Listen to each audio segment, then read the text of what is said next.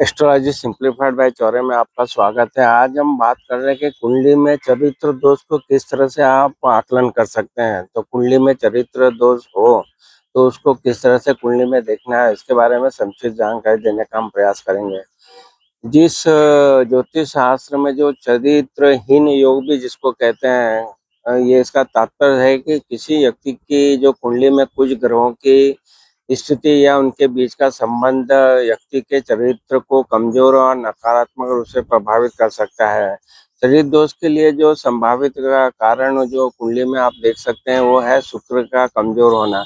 यदि कुंडली में शुक्र ग्रह कमजोर है, पाप ग्रहों से पीड़ित हो या वक्री हो तो ये चरित्र दोष का कारण बन सकता है।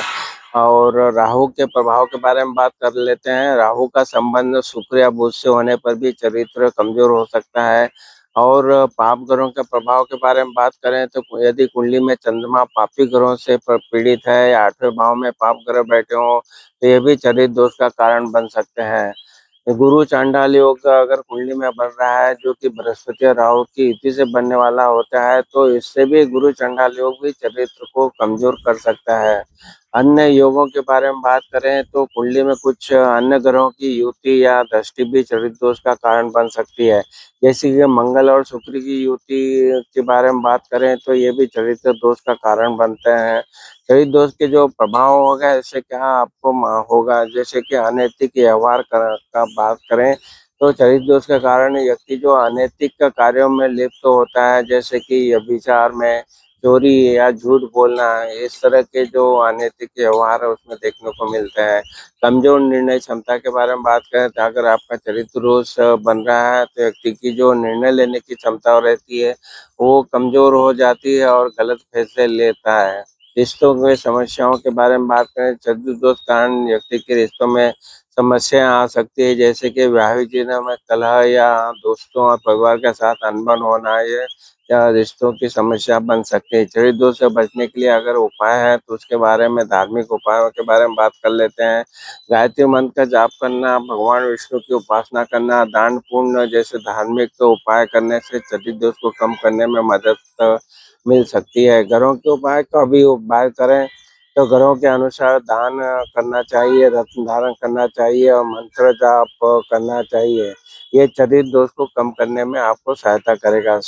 स्वयं में सुधार करने की भी आवश्यकता है। अगर चरित्र दोष से बचने के लिए व्यक्ति को अपनी आदतों और व्यवहार में भी सुधार करने की आवश्यकता होती है। तो आज जो आप अपने कुंडली है उसको, जन्मकालीन कुंडली को अनुभवी ज्योतिष के साथ जरूर दिखाइए।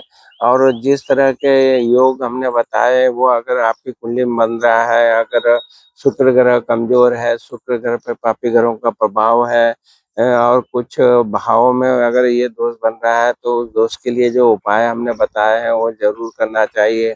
और आपका व्यवहार को ठीक करना चाहिए, झूठ नहीं बोलना चाहिए, चोरी व्यभिचार के बीच से बचना चाहिए। तो इस तरह से शुक्र ग्रह के कारण जो भी अगर कुछ बन रहा है चरित्र दोष तो उसको दूर करने के लिए जो उपाय है, धार्मिक उपायों का वो करना चाहिए, जिसमें दान करना चाहिए, मंत्रों के जाप करना चाहिए, ये सब शामिल है। तो इस तरह से जब भी आप अपने कुंडलियों को देखेंगे तो अगर कुंडली में चंद्रमा भी पापी ग्रहों के प्रभाव में रहता है, 8वें भाव में अगर चंद्रमा पीड़ित है या पाप ग्रह वहाँ पे बैठे हैं तो ये भी चरित्र दोष का कारण बन सकते हैं। तो इस तरह से वो जो भी ग्रह है उनके आपको उपचार करना चाहिए और उनके प्रभाव को कम करने के लिए आपको उपाय करना चाहिए। तो ये जब भी हमने बात की चरित्र दोष के बारे में तो कुंडली में अगर चरित्र दोष है या चरित्रहीन दोष की संज्ञा भी दे सकते हैं। अगर आपकी कुंडली में है तो ये सरल जानकारी आपको लाभदायक होगी। आप अपने व्यवहार को और अपने जो कार्यकलाप है उनको ठीक करेंगे, तो आपको जरूर इस चरित्र दोष से थोड़ा मुक्ति मिलने की आशा बन जाती है। आपको हमारे वीडियो पसंद आ रहा है, हमारे channel astrology simplified by Chaure में उपलब्ध वीडियो का भी लाभ उठाइए। और वहाँ पे जो भी प्लेलिस्ट में उपलब्ध वीडियो है उनको जरूर आप देखिए और आपको लाभ उठाइए। आपको अच्छे लगे तो जरूर शेयर भी कीजिए और चैनल अच्छे लगे तो जरूर सब्सक्राइब कीजिए। आपने अपने चैनल को सब्सक्राइब किया, वीडियो को लाइक और शेयर किया, ऐसे आप सबका बहुत बहुत धन्यवाद और प्रणाम।